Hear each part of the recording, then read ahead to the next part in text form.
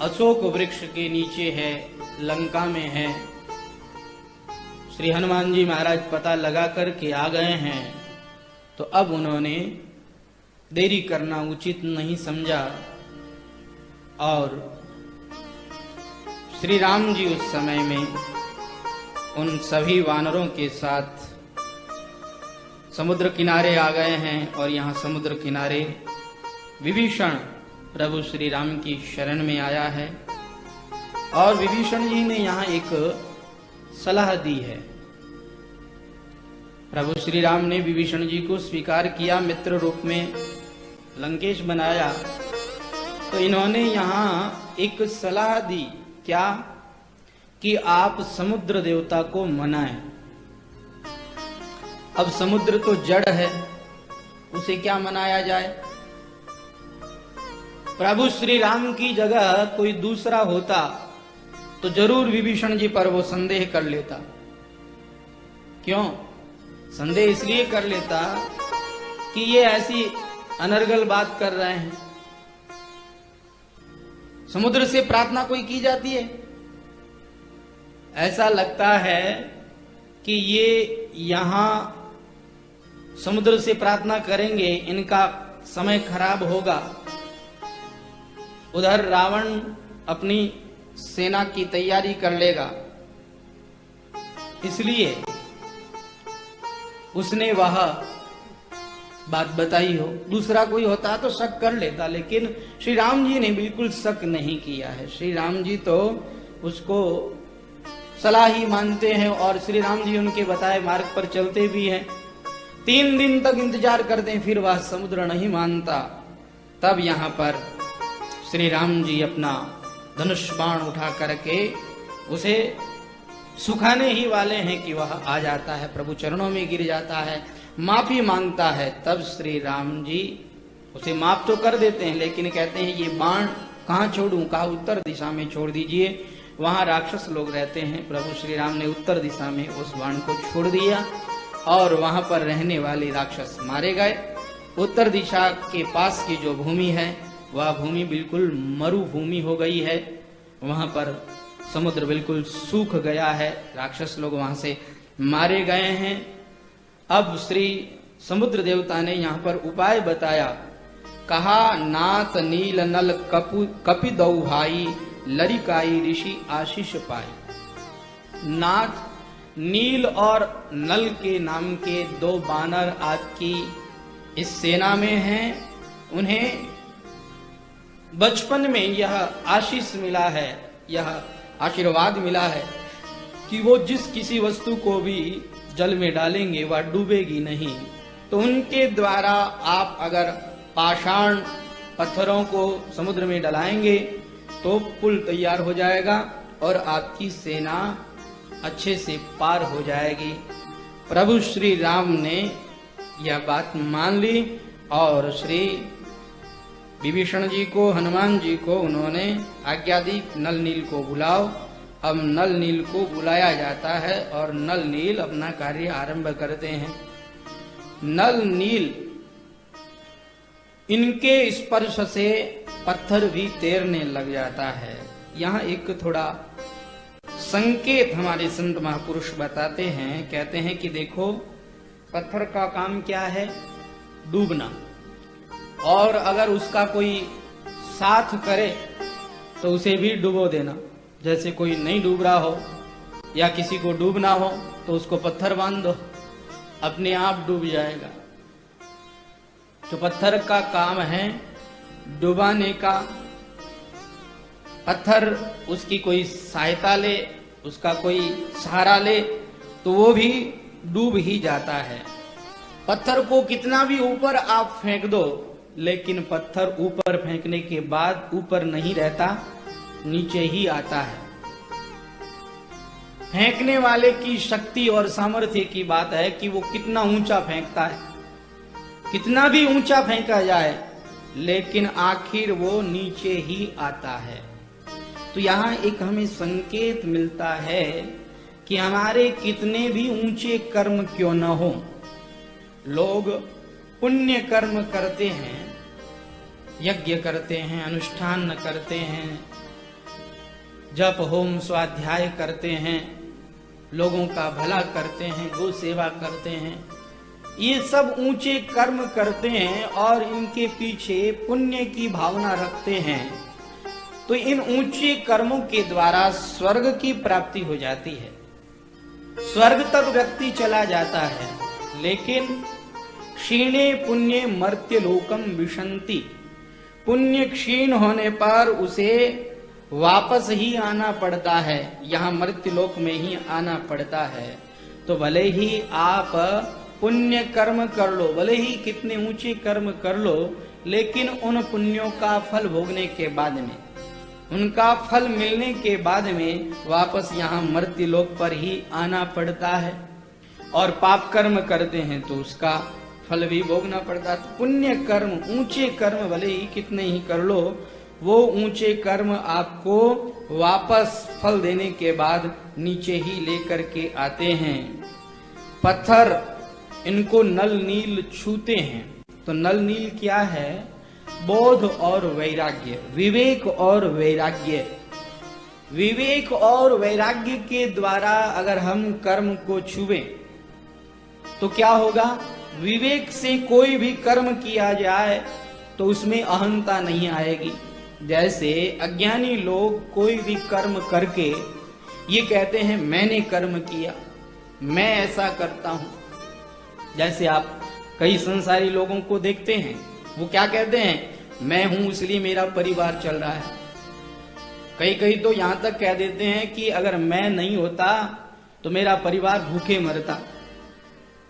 कई इतनी बड़ी बात कह जाते हैं। अब उन मूर्खों को ये नहीं पता कि परिवार का पालन पोषण आप नहीं, परिवार का पालन पोषण भगवान करते हैं। सारे संसार का पालन पोषण भगवान करते हैं, तो क्या हमारे परिवार का हम पालन करते हैं?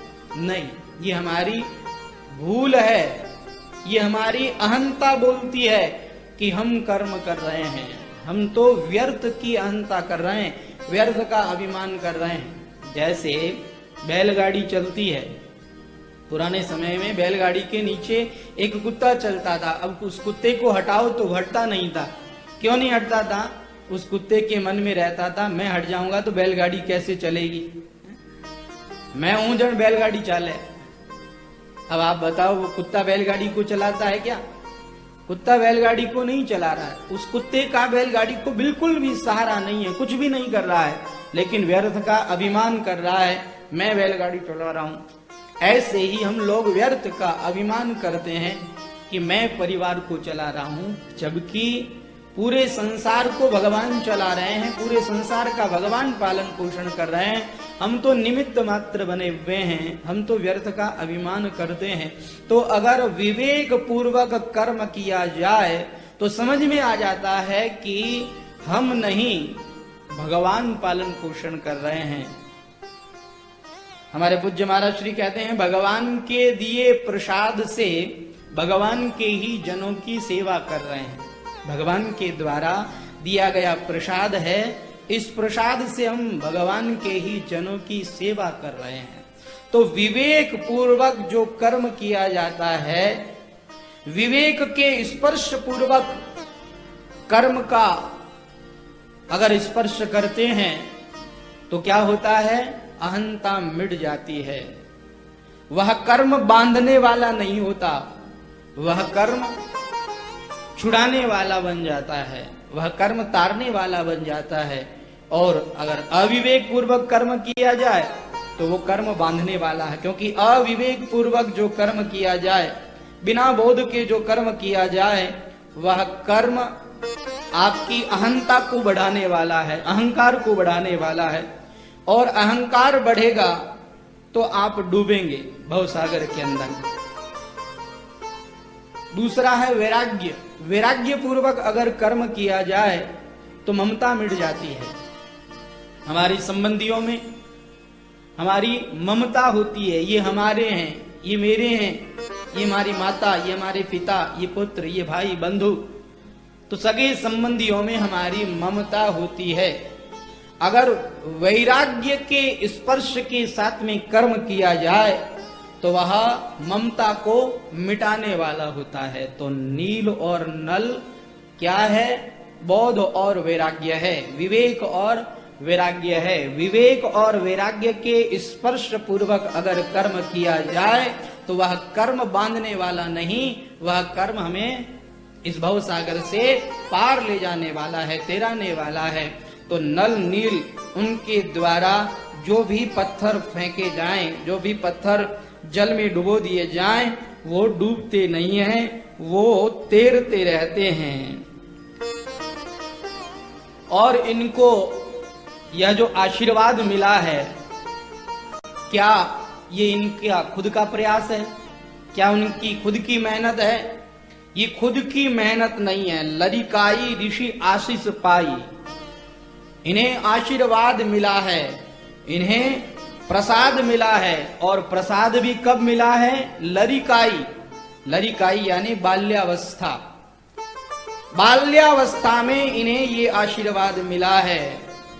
यहाँ एक संकेत है कि बालक की तरह जिसके अंदर सरलता होती है, उसी को ही गुरुजनों का आशीर्वाद मिलता है, उसी को ही ऋषि मुनियों का आशीर्वाद मिलता है।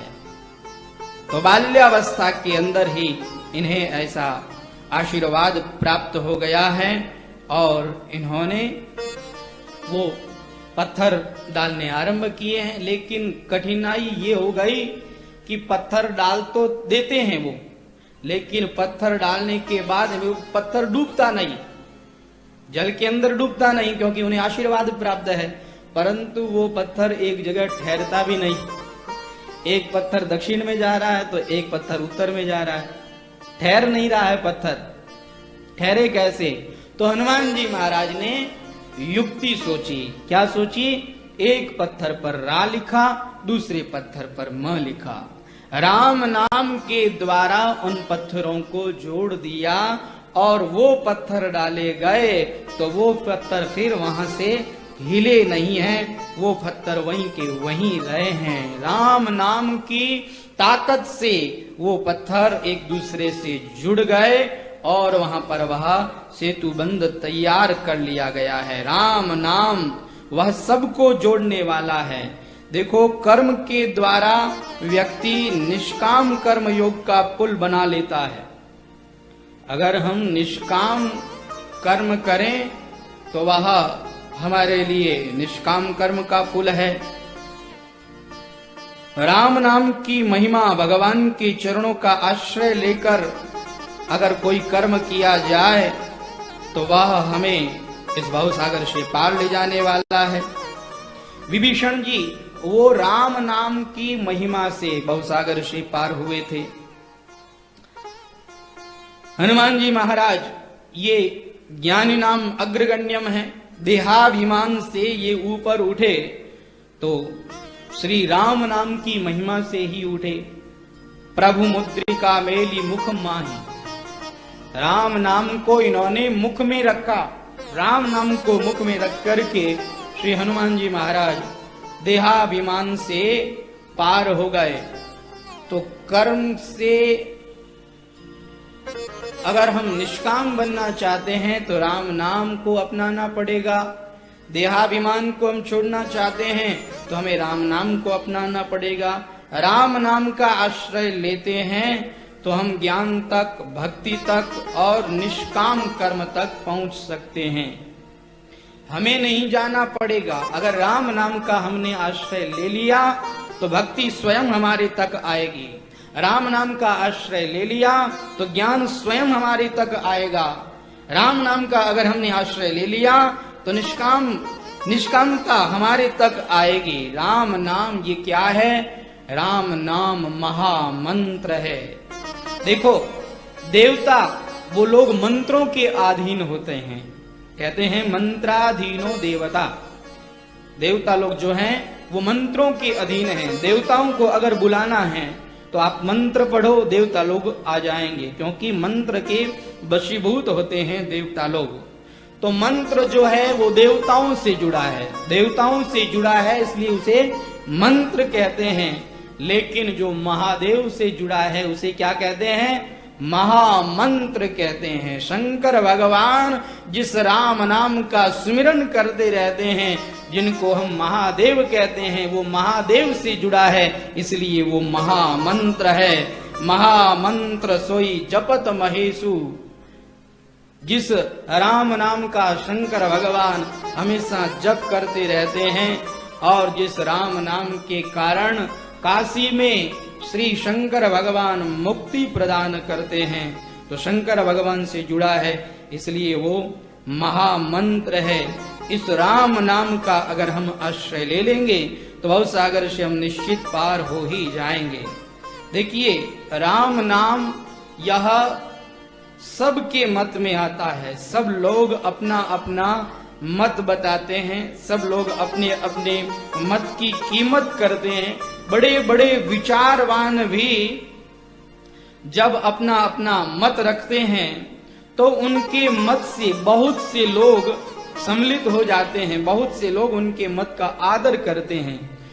उनके मत में बहुमत तो हो जाता है, लेकिन किसी का भी मत सर्वमान्य नहीं होता है।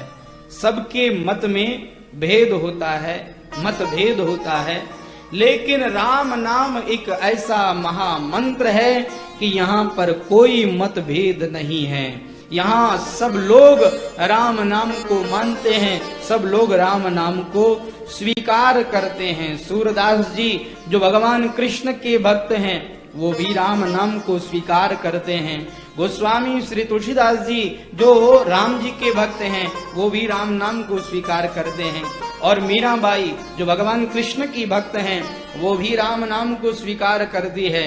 उनके भजनों में भी आता है कि मनवा राम नाम रस पीजे, मेरे मन राम ही राम रटीजे। ऐसे उनके भजनों में भी आता है।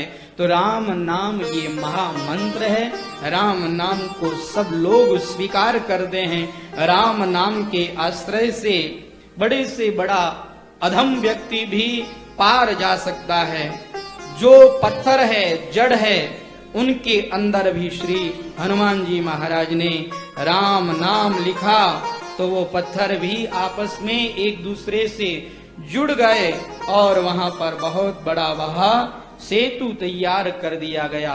वानर लोग जय श्री राम की ध्वनि करते जा रहे हैं और वहां पर सेतु तैयार किया जा रहा है, पुल तैयार किया जा रहा है। कहते हैं प्रथम दिन जिस समय में वानर लोग इस तरह से अपना काम कर रहे थे, राम नाम का जाप करते हुए और श्री राम का कार्य कर रहे थे, उस समय में हनुमान जी महाराज कहते हैं कि मैंने श्री राम प्रभु को थोड़ा एकांत में जाते हुए देखा। मैंने कहा कि ये निशाचरों की भूमि है, यहाँ पर प्रभु श्री राम को अकेले नहीं जाना चाहिए, तो मैं भी पीछे पीछे चला गया। मैंने प्रभु श्री राम को देख लिया, पीछे पीछे गया, लेकिन इस ढंग से मैं चला कि प्रभु राम को पता न लगे। धीरे धीरे मैं पीछे पीछे गया, प्रभु श्री राम गए, अपने हाथ में एक पत्थर लिया और उस पत्थर को समुद्र में डाला, तो वह पत्थर डूब गया। प्रभु श्री राम आश्चर्य भरी दृष्टि से देख रहे हैं, मेरे द्वारा डाला गया पत्थर डूब रहा है, क्या बात है। दूसरा पत्थर लिया, डाला, वो भी डूब गया। तब तक श्री हनुमान जी महाराज जय श्री राम की ध्वनि करते हैं और प्रभु श्री राम उनकी ओर देखते हैं। प्रभु श्री राम के मुख कमल पर चिंता की रेख है और मुझे उन्होंने इशारों में बता दिया, हनुमान तुम क्या कहना चाहते हो। मैंने प्रभु श्री राम से कहा कि हे प्रभु, इसका तो एक ही आशय है कि आप जिसको भी अपने हाथ में लेकर के अगर छोड़ देंगे तो वो तो डूबना निश्चित है। इसलिए हे प्रभु, आप तो अपने पास रखिए, आप किसी को भी छोड़िए मत, सबको आप अपने पास में रखिए। अगर आप किसी को छोड़ देंगे तो वो तो डूब ही जाएगा। प्रभु श्री राम के साथ में अब मैं पुल पर आया, जहाँ पर पुल का निर्माण हो रहा है, सेतु का निर्माण हो रहा है। वहां आकर के हनुमान जी कहते हैं, मैंने एक आश्चर्य देखा, एक छोटी सी गिलहरी जो वहां उस पुल पर अपना काम कर रही है। मैंने उस छोटी सी गिलहरी को देखा। मैंने कहा, ये इस पुल पर क्या कर रही है। इतने बड़े बड़े ये वृक्ष और जामवान वानर आदि आ रहे हैं, ये छोटी सी गिलहरी है, कहीं पैर के नीचे आ गई तो ये मर जाएगी। इसलिए हनुमान जी महाराज ने उससे कहा कि तू यहाँ क्या कर रही है? तो वह क्या कहती है? वह कहती है, क्यों, ये पुल क्या आपका है? ये पुल श्री राम जी का है।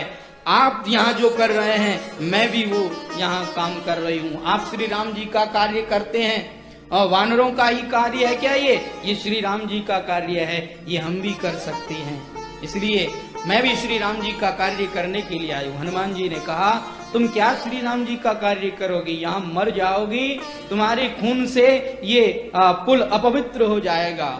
मैंने उसे उठा लिया और उठा करके जैसे ही उससे ये कहा तो वह अपनी भाषा में जोर जोर से अपनी पूंछ हिला रही है और जोर जोर से चिल्ला चिल्ला करके बोल रही है कि क्यों, श्री राम जी के कार्य में जो मरता है क्या उसके खून से कोई अपवित्र हो जाता है? मैंने तो सुना है श्री राम जी का कार्य करते करते जो मरता है वह भाग्यशाली होता है और उसके खून से कहीं कोई जगह अपवित्र नहीं होती है, वो तो पवित्र हो जाता है। श्री राम जी का कार्य करने के लिए आप मुझे मना कैसे कर सकते हैं? इस तरह से वह हनुमान जी महाराज के सामने बोलने लगी और वो उस समय में कहती है, मुझे छोड़ो, मुझे श्री राम जी का कार्य करने दो। आपको दिखता नहीं है? ये देखो, ये पुल यह समतल नहीं है। प्रभु श्री राम आएंगे, उनके कोमल कोमल चरण इस पर पड़ेंगे तो प्रभु श्री राम को दुविधा होगी, इसलिए प्रभु राम की सुविधा के लिए मैं अपने शरीर के द्वारा मिट्टी ला ला करके बिसा रही हूँ। वह गिलहरी समुद्र के अंदर जाकर के स्नान करके अपने शरीर को गीला करके फिर मिट्टी में जाकर के उसमें लौटपोट होकर के उस मिट्टी को उठा करके लेकर के आती है और पुल पर आकर के अपने शरीर के द्वारा उस मिट्टी को झाड़ देती है। इस तरह से वह बार बार कर रही है। हनुमान जी महाराज कहते हैं, मैंने सोचा ये बेचारी गिलहरी बार बार स्नान न करेगी तो ये तो ऐसे बार बार स्नान न करने से ही मर जाएगी। मैंने उसे मना किया लेकिन वो कहाँ मानने वाले। जब मैं उसे मना कर रहा था, अपने हाथ में उठाए हुए प्रभु श्री राम ने देख लिया। प्रभु श्री राम ने इशारा किया कि इस जीव को मेरे पास लेकर के आओ। मैं उसे प्रभु श्री राम के पास लेकर के गया। श्री राम जी ने उसे अपने हाथ में लिया और जैसे ही प्रभु श्री राम ने हाथ में लेकर के उसके ऊपर अपना ये हाथ रखा। अब पूरा हाथ तो रख नहीं सकते, श्री राम जी ने 3 अंगुलियां रखी है तो श्री राम जी की स्नेह पूर्ण वो अंगुलियां, उस आपको ये 3 अंगुलियों के निशान मिलते हैं, वो निशान किसी और के नहीं है, वो निशान प्रभु श्री राम की इन्हीं 3 अंगुलियों के निशान हैं। प्रभु श्री राम ने प्रेम पूर्वक स्नेह पूर्वक उसके ऊपर हाथ घुमाया क्योंकि वह भी अपना कार्य कर रही है। वह उसके द्वारा जो हो रहा है वह कर रही है। अपनी शक्ति से, अपनी सामर्थ्य से जितना हो सके प्रभु राम का कार्य करना चाहिए तो वह अपनी जी जान से अपना कार्य कर रही थी। प्रभु श्री राम उस पर प्रसन्न हो गए और प्रसन्न होकर के प्रभु श्री राम ने अपना स्नेह पूर्ण हाथ उसके ऊपर घुमाया जिससे प्रभु श्री राम की कृपा उस पर बरस गई। प्रभु श्री राम उस पर बहुत प्रसन्न हुए। श्री हनुमान जी महाराज कहते हैं कि इस तरह से प्रथम दिन हमने वह कार्य आरंभ किया। प्रथम दिन तक कुछ योजन तक कार्य हुआ, फिर दूसरे दिन फिर और कुछ योजन तक कार्य हुआ, फिर तीसरे दिन और कुछ योजन तक कार्य हुआ। इस तरह से हम लोग कार्य कर रहे थे। 5वां दिन आ गया और 5वें दिन लेकिन वह तो उठ ही नहीं रहा। मैंने सारा जोर लगा लिया, पूरी ताकत लगा ली, वह उठ नहीं रहा। जब मैंने गौर से उसकी ओर देखा तो मुझे वह भगवत स्वरूप दिखाई दिया। उसकी प्रत्येक शिला सालग्राम भगवान के रूप में मुझे दिखाई दी और उस भगवत स्वरूप पहाड़ को मैंने प्रणाम करके कहा कि आप उठ क्यों नहीं रहे हैं, आप मेरे साथ चल क्यों नहीं रहे हैं। तो वह पर्वत कहता है कि हनुमान जी आप मुझे ले जा तो रहे हैं लेकिन मैं एक शर्त के साथ चल सकता हूँ। क्या है आपकी शर्त? कहा मेरी शर्त है कि आप मुझे प्रभु श्री राम के श्री चरणों का स्पर्श करा देंगे तो मैं आपके साथ चलूंगा। हनुमान जी महाराज ने वादा कर लिया, प्रतिज्ञा कर ली कि हम साथ आपको लेकर के जाएंगे और प्रभु श्री राम के चरणों का आपको सानिध्य प्राप्त कराएंगे, उनका स्पर्श आपको कराएंगे। हनुमान जी ने प्रतिज्ञा कर ली और वो उठ गए हनुमान जी के द्वारा। श्री हनुमान जी महाराज कहते हैं कि मैं बीच रास्ते में पहुंचा, तब तक प्रभु श्री राम का संदेश लेकर के एक वानर आया और उसने कहा कि श्री राम जी ने आज्ञा दी है कि पुल का निर्माण पूर्ण हो गया, इसलिए जो वानर अपने अपने हाथों में पहाड़ों की चट्टानें ले ले करके आ रहे हैं, जो जहां हैं वहीं पर अपने हाथ से वो चट्टानें नीचे रख देवे। प्रभु श्री राम की आज्ञा, तो मैंने तो उस पर्वत को नीचे रख दिया। अब उस पर्वत से मैंने वादा किया था, प्रतिज्ञा की थी, श्री राम जी के श्री चरणों का स्पर्श कराऊंगा, इसलिए मैंने उनको वहां रखा और प्रभु श्री राम के पास में आकर के श्री राम जी के श्री चरणों में मैंने यह निवेदन किया कि इस तरह से एक भगवत स्वरूप पहाड़ की चट्टान को मैं उठा करके लेकर के आ रहा था और मैंने उनसे यह शर्त करी थी कि आपको प्रभु श्री राम के श्री चरणों का स्पर्श कराऊंगा, लेकिन आपकी आज्ञा मिल गई तो मुझे उसे ब्रजमंडल में ही रखना पड़ा। प्रभु श्री राम ने कहा कि वो जहां के थे वहां पहुंच गए, इसलिए अब उनको यहाँ नहीं लाना है। यहाँ लाकर के उनका क्या करोगे? उन्हें जाकर के कह दो कि द्वापर के अंत में हम स्वयं श्री कृष्ण के रूप में आएंगे और आकर के उन्हें सुख प्रदान करेंगे, उन्हें अपना स्पर्श प्रदान करेंगे। श्री हनुमान जी महाराज ने आकर के उन पर्वत राज को बताया और कहा कि श्री राम जी की ऐसी आज्ञा है, अब आपको इंतजार करना पड़ेगा, श्री राम जी का स्पर्श आपको जरूर प्राप्त होगा। ये द्रोणाचल पर्वत से उठाकर लाए गए एक छोटे से शिखर में से उठा करके लाए गए थे। वैसे हनुमान जी के लिए छोटे थे, हम लोगों के लिए छोटे नहीं। हनुमान जी महाराज के लिए ये छोटे थे, परंतु ये उठे नहीं। हनुमान जी महाराज ने शर्त की तब उठे, तो ये कोई और नहीं, ये श्री गिरिराज महाराज हैं, गिरिराज पर्वत हैं। बोलो गिरिराज महाराज की। श्री हनुमान जी महाराज ने उन्हें वहीं पर स्थापित कर दिया और श्री राम जी का संदेश उनको बता दिया।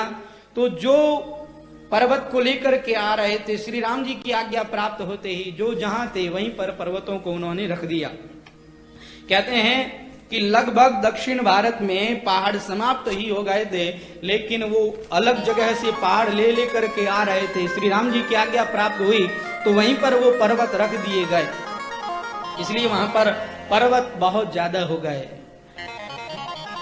2 साल पहले हमें भी किष्किंधा जाने का अवसर मिला संघ के साथ में, वहां पर भी यही हनुमत चरित्र की कथा थी और कुछ भक्त लोग यहाँ से साथ में चले थे, यहाँ भी विराजमान है।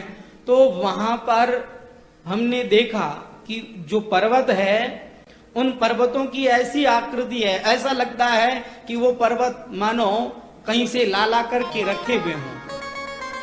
अन्य जगह के जो पर्वत हैं उन पर्वतों को देख करके लगता है कि ये तो यहीं थे, लेकिन वहां किष्किंधा के जो पर्वत हैं उन्हें देख करके ऐसा लगता है कि वो कहीं और से ला करके रखे गए हों। तो शायद ऐसा ही हुआ होगा। श्री राम जी का आदेश प्राप्त होते ही वानर लोग जहां थे वहीं पर उन पर्वतों को रख दिया और श्री राम जी की आज्ञा प्राप्त करके वो सभी लोग आ गए। श्री हनुमान जी महाराज कहते हैं कि बहुत बड़े पुल की तैयारी हो गई, बहुत बड़ा पुल तैयार कर लिया गया, सेतु तैयार कर लिया गया। इसमें किसी को गर्व करने की जरूरत नहीं है, ना तो हनुमान को गर्व करने की जरूरत है। हनुमान जी महाराज स्वयं कह रहे हैं कि ना तो हनुमान को गर्व करने की जरूरत है और न नल नील आदि को गर्व करने की जरूरत है। यह तो प्रभु श्री राम की कृपा से ही इसका निर्माण हुआ है। जैसे भगवान इस सृष्टि की रचना करते हैं तो कोई अभिमान करे कि हमने ये कार्य किया, नहीं नहीं, कोई कुछ नहीं कर सकता है। सृष्टि का सर्जन जिस तरह से भगवान करते हैं उसी तरह से भगवान की कृपा से ही इस सेतु का तैयार किया गया है, इस सेतु का निर्माण हुआ है। अब ये सेतु कितना चौड़ा है तो यहाँ बताया है कि इस सेतु को 10 योजन चौड़ा बनाया गया। कितना? 10 योजन चौड़ा, और लंबा तो पूरा जितना समुद्र था उतना लंबा बनाया गया था। तो 10 योजन चौड़ाई थी इसकी, और इतना बड़ा वह बनाया गया। श्री राम ने आज्ञा दे दी कि अब आप लोग इस पर्वत पर, इस पुल पर चढ़ो और चढ़ करके पार हो जाओ।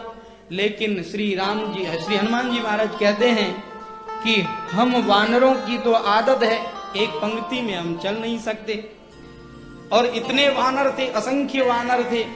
वो वानर लोग एक साथ चले तो वो पुल कम पड़ जाए, वह पुल छोटा पड़ जाए। इसलिए प्रभु श्री राम ने उन लोगों से कहा कि आप लोग पहले इस पुल पर चढ़ने से पहले यहाँ पर बैठ जाइए।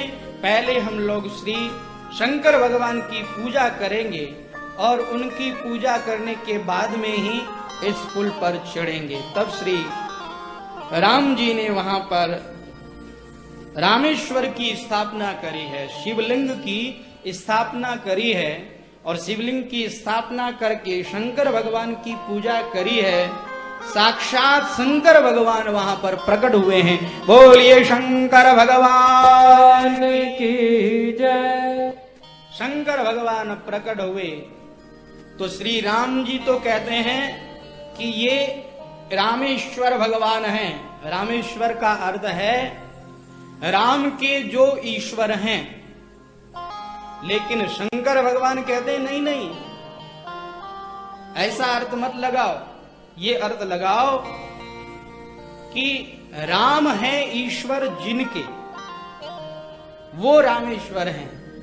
अर्थात दोनों एक दूसरे को रामेश्वर बता रहे हैं। शंकर भगवान कहते हैं कि आप रामेश्वर हैं, राम है ईश्वर जिनके, और श्री राम जी कहते हैं कि नहीं, राम के ईश्वर जो हैं वो रामेश्वर हैं।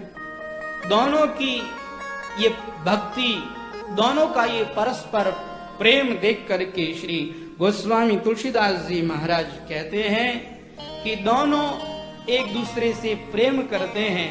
इसलिए शिव भक्त को चाहिए कि वह राम जी से द्रोह न करे, राम जी की निंदा न करे, और राम भक्त को चाहिए कि वह शंकर भगवान की निंदा न करे, क्योंकि दोनों एक दूसरे के पूरक हैं, दोनों एक दूसरे से प्रेम करने वाले हैं। हमने संतों से सुना है कि श्री शंकर भगवान वो विष्णु भगवान का ध्यान करते हैं, राम जी का ध्यान करते हैं, और राम जी शंकर भगवान का ध्यान करते हैं। अब आपको पता है जिनका हम ध्यान करते हैं उनके गुण और उनका रूप हमारे अंदर आ जाता है। अगर ध्यान में तल्लीनता हो जाए तो जिसका हम ध्यान करते हैं उसके गुण और उनके रूप हमारे भीतर आ जाते हैं। तो शंकर भगवान, उनका ध्यान हमारे विष्णु भगवान करते हैं, तो शंकर का रूप विष्णु भगवान में आ गया, शंकर के गुण विष्णु भगवान में आ गए, और विष्णु भगवान का ध्यान शंकर भगवान करते हैं। इसलिए विष्णु भगवान का जो रूप, रंग है और गुण है वो हमारे शंकर भगवान में आ गए। तो ये इनका खुद का रूप नहीं है, ये जो इनका स्वरूप है ये इनके आराध्य का स्वरूप है, खुद का इनका स्वरूप नहीं है। आराध्य का स्वरूप इनके भीतर आ गया है, आराध्य का गुण इनके भीतर आ गया है। दोनों एक दूसरे से इस तरह से प्रेम करने वाले हैं। शंकर भगवान की यहाँ पर खूब महिमा गाई है श्री राम जी ने, और श्री राम जी ने निष्ठा पूर्वक शंकर भगवान की आराधना करी है। हे शिव शंकर भवानी शंकर, हे शिव शंकर भवानी शंकर, उमा महेश्वर तव शरणं भोले, उमा महेश्वर तव शरणं भोले। नमः शिवाय बोले नमः शिवाय। हर हर बोले नमः शिवाय। नमः शिवाय बोले नमः शिवाय। हर हर बोले नमः शिवाय। हे शिव शंकर भवानी शंकर। हे शिव शंकर भवानी शंकर। हे शिव शंकर भवानी शंकर। हे शिव शंकर भवानी शंकर। उमा महेश्वर तव शरणं भोले। उमा महेश्वर तव शरणं। नमः शिवाय बोले नमः शिवाय। हर हर बोले नमः शिवाय। नमः शिवाय बोले नमः शिवाय। हर हर बोले नमः शिवाय। हे वृषभध्वज हे धर्मध्वज।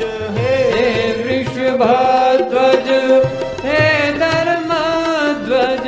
हे वृषभध्वज हे धर्मध्वज। हे वृषभध्वज हे धर्मध्वज। साम्ब सदा शिव तव शरणं भजे। शाम्ब सदा शिव तव शरणं। नमः शिवाय बोले नमः शिवाय। हर हर बोले नमः शिवाय। नमः शिवाय बोले नमः शिवाय। हर हर बोले नमः शिवाय। हरि बोल।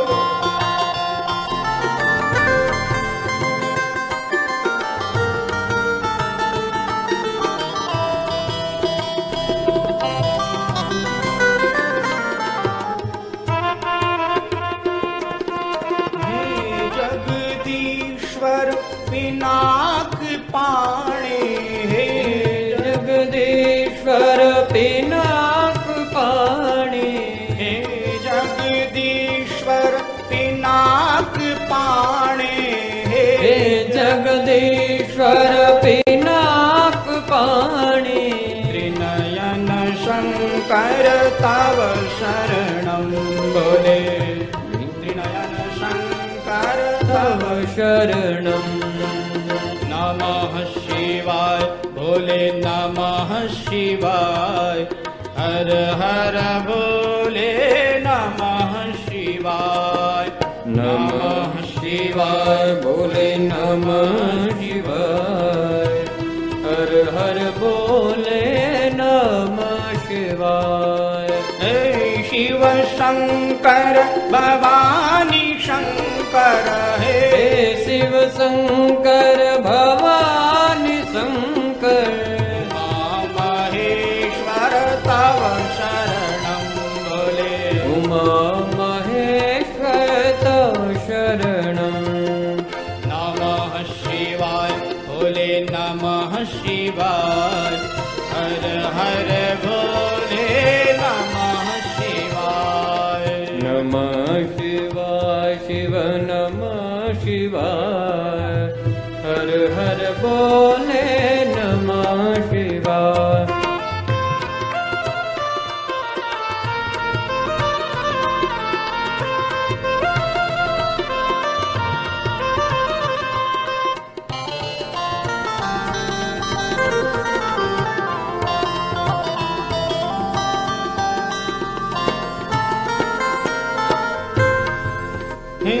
शशिशेखर शंभु शिवा प्रिय। हे शशिशेखर शंभु शिवा प्रिय। हे शशिशेखर शंभु शिवा प्रिय। हे शशिशेखर शंभु प्रिय शिव। शिव गंगाधर तव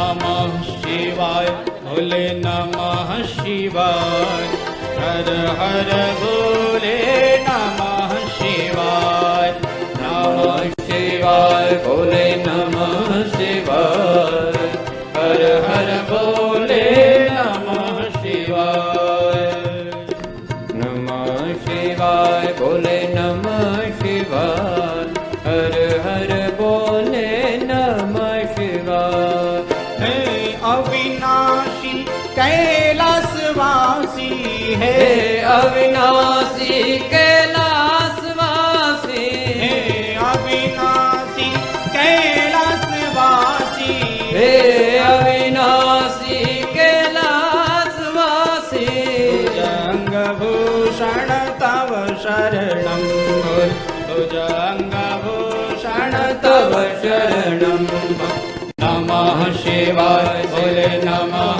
शिवाय हर हर भोले नमः शिवाय भोले नमः शिवाय हर हर भोले नमः शिवाय हे शिव शंकर भवानी शंकर हे शिव शंकर भवानी शंकर हे शिव शंकर भवानी शंकर हे शिव शंकर भवानी शंकर उमा महेश्वर तव शरणं भोले उमा महेश्वर तव शरणं नमः शिवाय भोले नमः शिवाय हर हर भोले नमः शिवाय भोले नमः शिवाय हर हर भोले नमः शिवाय भोले नमः शिवाय भोले नमः शिवाय भोले नमः शिवाय भोले नमः शिवाय हर हर भोले नमः शिवाय हर हर भोले नमः शिवाय बोलिए शंकर भगवान की जय। शंकर भगवान की आराधना करके अब हमारे प्रभु श्री राम ने उन वानरों को आज्ञा दी कि अब जल्दी से जल्दी इस पुल को पार करके उस पार लंका पहुंचा जाए। सब लोगों ने जय श्री राम की ध्वनि की, हर हर महादेव की ध्वनि की और सब लोग उस पर चढ़ने के लिए तैयार हो गए। लेकिन वह सैन्य इतना बड़ा सैन्य है, प्रभु श्री राम का महासागर है वो सैन्य भी, तो वो उस पुल पर चढ़े। 10 योजन लंबा पुल है लेकिन वह भी पुल कम पड़ रहा है, इसलिए प्रभु श्री राम ने एक उपाय सोचा। प्रभु श्री राम उस समय में हनुमान जी महाराज के कंधे पर विराजमान हैं और उन सब वानरों को प्रभु श्री राम ने आगे चलने की आज्ञा दे दी है। और प्रभु श्री राम उस पुल पर जैसे ही चढ़े तो प्रभु श्री राम ने उस समय में समुद्र की ओर देखा और जैसे ही प्रभु श्री राम समुद्र की ओर देखते हैं, समुद्र के अंदर जितने भी जीव जंतु रहते हैं वो सब के सब जीव जंतु बाहर आ गए। एक बहुत बड़ा पुल और तैयार हो गया। वो जीव जंतु एक दूसरे के ऊपर अपना शरीर रख रख करके और प्रभु श्री राम का दर्शन कर रहे हैं। और प्रभु श्री राम उन वानरों से कहते हैं कि ये लो, ये और बड़ा पुल हो गया, ये 10 योजन का पुल तुम्हारे लिए छोटा पड़ रहा था, चलो ये जीव जंतुओं का पुल है, इस पर ही तुम लोग जा जा करके पार हो जाओ, इस पर चढ़ चढ़ के पार हो जाओ। वानर लोग कहते हैं प्रभु क्या बात कर रहे हैं, कहीं ये अजगर, ये इतने बड़े बड़े जानवर ये हमें पकड़ करके डुबकी लगा गए तो? कहा नहीं नहीं ऐसा नहीं होगा, विश्वास रखो। देखिए हम लोग अपने पुरुषार्थ पर विश्वास रखते हैं। यह जो पुल बनाया हुआ है पत्थरों का पुल, ये क्या है? वानरों का पुरुषार्थ है, इस पर उन्हें विश्वास है। लेकिन प्रभु श्री राम ने इन जीव जंतुओं की ओर देखा तो ये जीव जंतु बाहर आ गए और इन्होंने पुल बना दिया। ये क्या है? ये प्रभु श्री राम की कृपा का पुल है। हमें अपने पुरुषार्थ पर तो विश्वास है लेकिन प्रभु श्री राम की कृपा पर विश्वास नहीं है। ये प्रभु श्री राम की साक्षात कृपा है, लेकिन हम इस पर विश्वास नहीं करते हैं। प्रभु श्री राम ने कहा कि अरे ये जीव जंतु तुम्हें नहीं खाएंगे, तुम विश्वास करो। तो उन लोगों ने उन जीव जंतुओं को पहले चेक किया, उनके ऊपर पत्थर फेंके, उनके ऊपर वृक्ष फेंके, लेकिन वो लोग तो बस केवल प्रभु श्री राम की ओर ही देख रहे हैं। कोई उनके ऊपर क्या फेंक रहा है इसका उन पर कोई असर नहीं है। गोस्वामी श्री तुलसीदास जी महाराज लिखते हैं,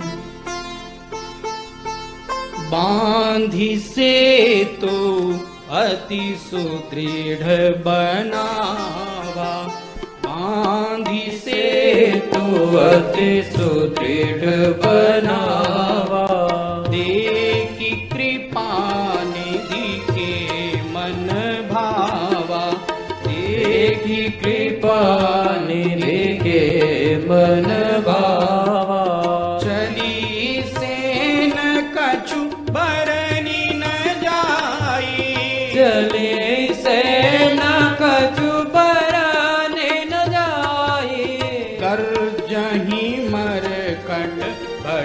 समुदाय, कर जहीं मरकट भट समुदाय, सेतु बंद डिग चढ़ी रघुराई, सेतु बंद डिग चढ़ी रघुराई, चितव कृपाल सिंधु बहुताई, चितव कृपाल सिंधु बहुताई, देखन कहूँ प्रभु करुणा कंदा, देखन कहूँ प्रभु करुणा कंदा, प्रकट भये सब जलचर वृंदा, प्रकट भये सब जलचर वृंदा।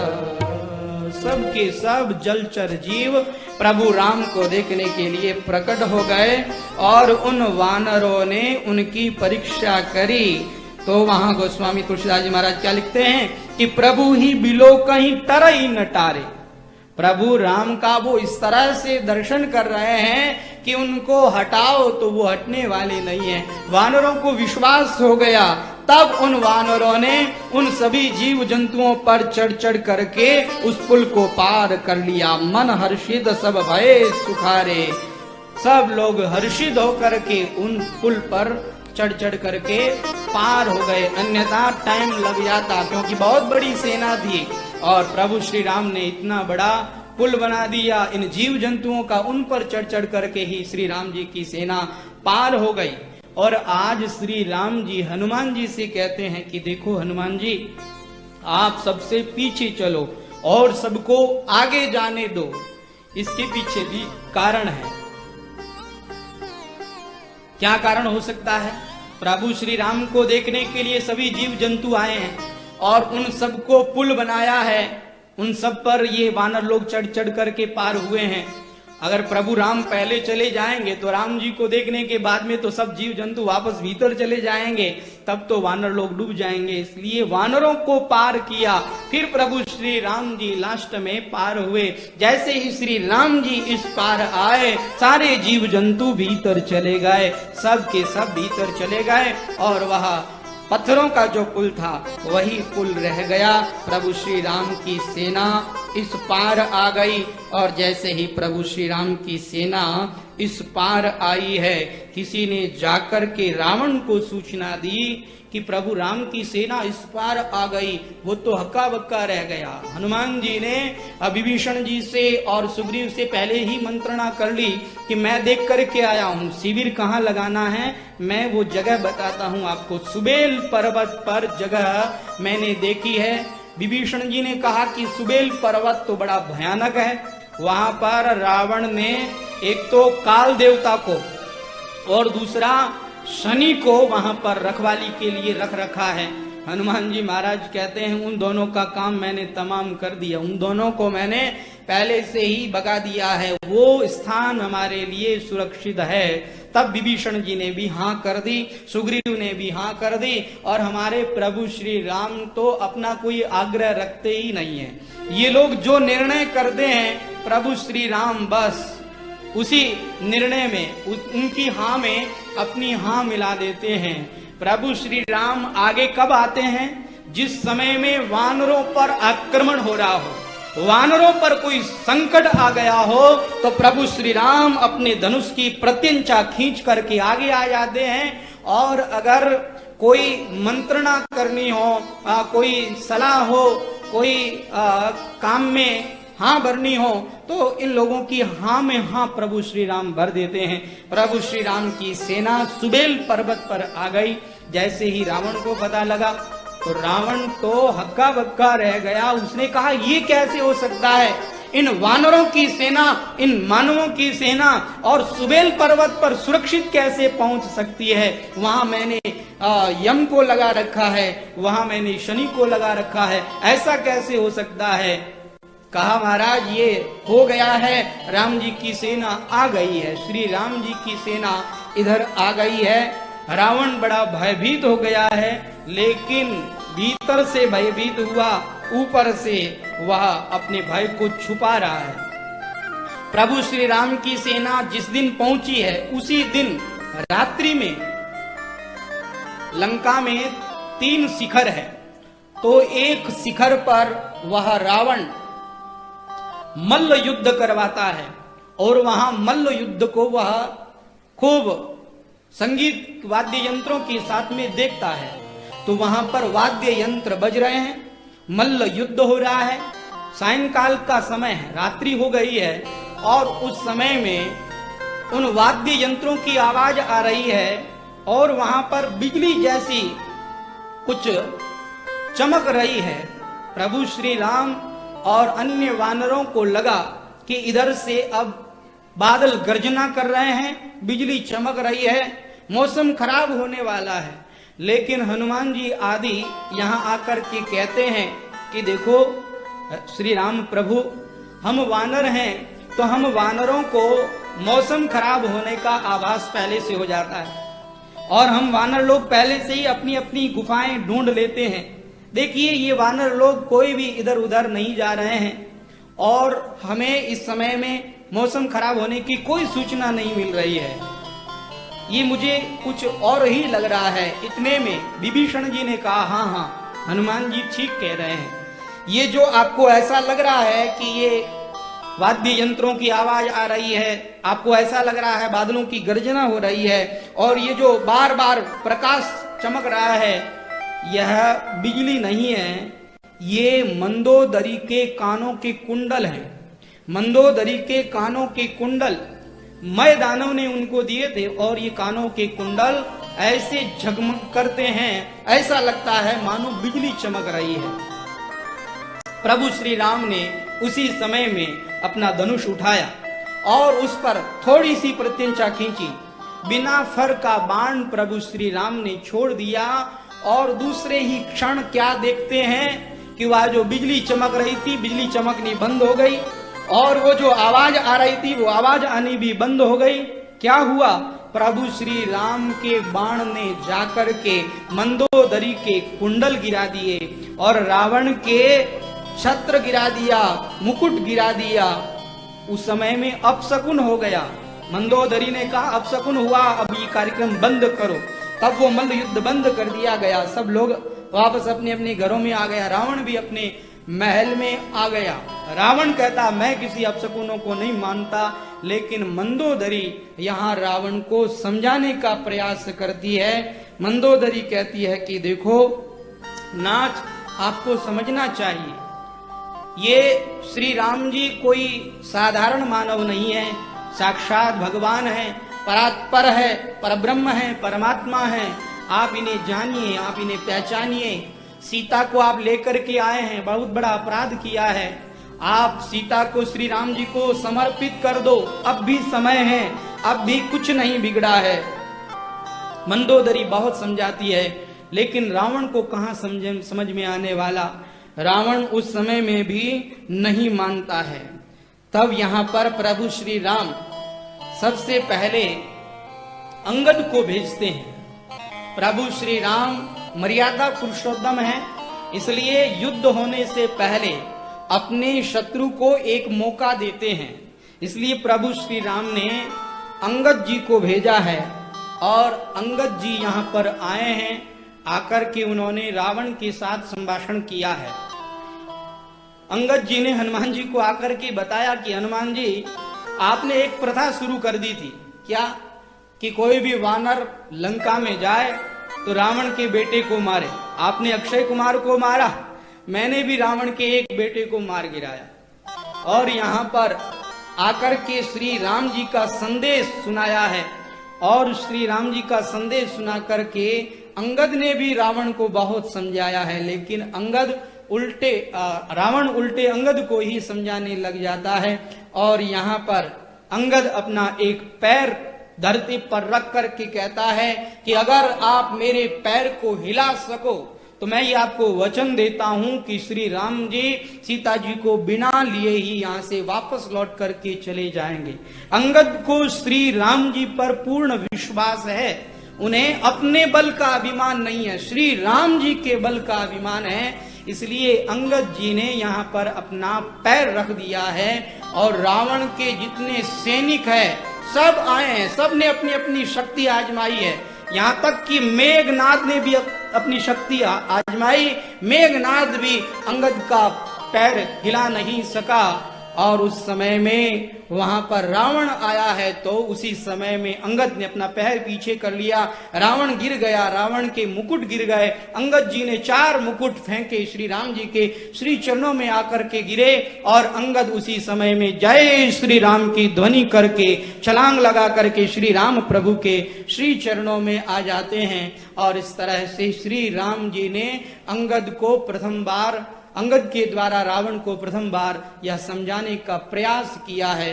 श्री राम जी ऐसे हैं जो शत्रु का भी भला चाहते हैं। इस संसार के अंदर आपको ऐसा और कौन मिलेगा जो शत्रु का भी हित चाहता हो। संसार के लोग कोई भी शत्रु का हित नहीं करते, शत्रु का तो सब लोग बुरा करने वाले हैं, लेकिन हमारे श्री राम जी एक ऐसे हैं जो शत्रु का भी भला करने वाले हैं। श्री राम जी किसी का भी अहित नहीं करने वाले हैं, श्री राम जी सबका भला करने वाले और सबका हित करने वाले हैं। तो ऐसे श्री राम प्रभु की हम लोगों को शरण ग्रहण कर लेनी चाहिए। अगर ऐसे समर्थ श्री राम जी के हम शरण हो जाएंगे तो हमारा इस भव से बेड़ा पार हो ही जाएगा। अरे वानर लोग भी भव सागर से पार हो गए, जिसने भी श्री राम जी का आश्रय लिया वो भव सागर से पार हुआ। तो क्या हम नहीं हो सकते हैं? हम भी हो सकते हैं। हम लोगों को भी श्री राम जी का हमें सहारा ले लेना चाहिए। उनके नाम के सहारे हम भव सागर से पार हो जाएंगे। अरे उनके नाम से समुद्र पर पुल बना दिया गया, उनके नाम से समुद्र पर पत्थर तैरने लग गए, तो उनके नाम से क्या हम भव सागर से पार नहीं हो पाएंगे? जरूर पार हो जाएंगे। इसलिए उन प्रभु श्री राम की हम लोग शरण ग्रहण जरूर करें, उन राम प्रभु के नाम का आश्रय हम लोग जरूर लेवें। बोलिए राम नाम भगवान की। हमारे बीच में परम पूज्य श्री राम प्रसाद जी महाराज पधार चुके हैं, तो आइए हम सभी लोग आप श्री के श्रीमुख से शिव महापुराण की कथा का श्रवण करेंगे। बोलिए शंकर भगवान की।